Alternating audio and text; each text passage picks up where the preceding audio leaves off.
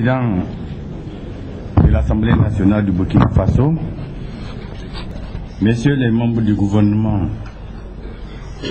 Excellences, Messieurs les ambassadeurs et représentants des organisations internationales, honorables et chers collègues députés, Mesdames et Messieurs en vos grades et qualités. Pour cette belle cérémonie qui nous réunit aujourd'hui, l'Assemblée nationale du Niger ne pouvait ne pas être représentée au niveau qui est le mien. Je ne peux qu'être ici en ce moment précis, d'abord en raison des relations privilégiées qu'entretiennent le Niger et le Burkina Faso. Ensuite, pour saluer avec humilité les luttes populaires qui ont débouché sur l'installation de la présente Chambre. Je suis donc ici à Ouagadougou avec le salut fraternel de la représentation nationale du Niger, que dis-je, avec le respect et la considération appuyée du peuple nigérien tout entier. Honorables députés, ai-je besoin de vous rappeler le caractère ferme et sacré des liens multiformes qui unissent nos deux pays? Dois-je pour ce faire invoquer l'histoire ou la géographie? Non, il ne s'agit là que de lieux communs. Je vous parlerai plutôt de notre interdépendance économique. Je vous parlerai également de notre commune volonté de réussir en Afrique cette transition démocratique pour laquelle des jeunes burkinabés ont récemment payé le prix fort. Je m'incline avec compassion devant leur mémoire, tout en exhortant leurs camarades à rester constamment sur le qui-vive afin que l'élan de la lutte pour la liberté et la dignité du plus grand nombre ne s'émousse pas. Je voudrais ensuite rendre un vibrant hommage à l'ensemble du peuple burkinabé qui a su engager et maîtriser des événements aussi importants et salutaires que ceux qui ont conduit à ce changement radical de gouvernance. Monsieur le Président, honorables députés, permettez-moi donc de saluer respectueusement tout ce qu'il a fallu aux Burkinabés d'efforts conscientiels, d'utiles compromis pour atteindre des résultats flatteurs qui ont abouti à la cérémonie d'aujourd'hui. Votre démocratie, j'en suis sûr, sera pérenne. Elle fera école et toute l'Afrique s'en inspirera.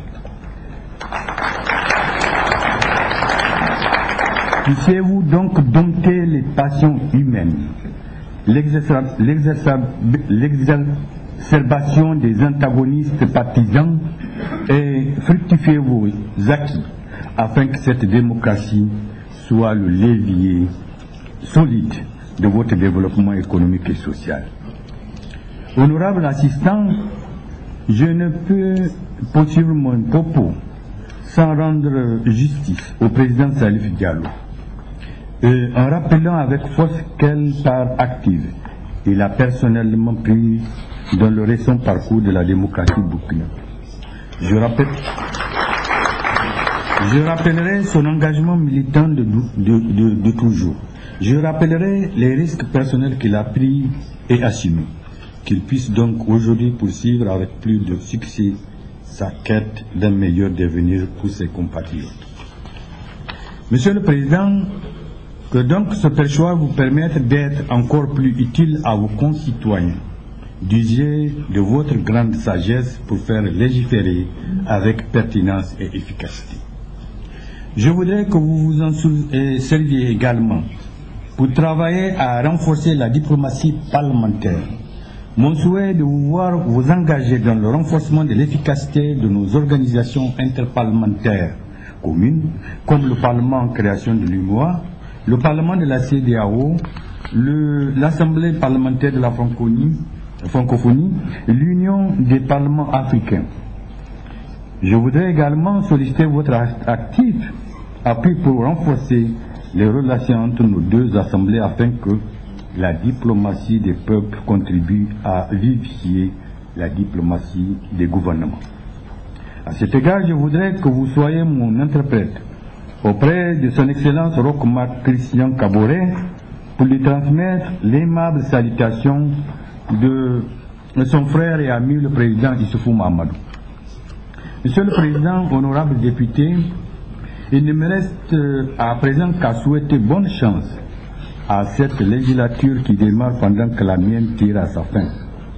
Puissiez-vous trouver la sérénité et le consensus vous permettant de conduire le chantier législatif à la satisfaction du souverain primaire, le peuple burkinabé qui, comme tous ceux de notre sous-région, attend de ses représentants les solutions les meilleures à ses préoccupations quotidiennes, aux problèmes multiformes qu'engendre le sous-développement, à l'insécurité née du fanatisme et de l'intolérance religieuse.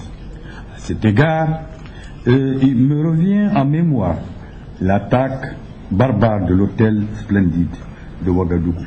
Tout en ayant une pensée émue pour les innocentes victimes de ce lâche attentat, j'invite chaque citoyen de nos espaces communautaires à cultiver une vigilance de tous les instants afin d'aider les forces de défense et de sécurité à prévenir ce type de drame. Pour finir, Monsieur le Président, je souhaite de tout cœur que le mandat que vous entamez aujourd'hui soit pour vous l'occasion d'accomplir vos nobles et grands desseins, qu'il soit pour le peuple burkinabé une période faste, pour notre sous-région une ère de paix et de progrès, et pour nos deux pays celle d'une coopération mutuellement avantageuse.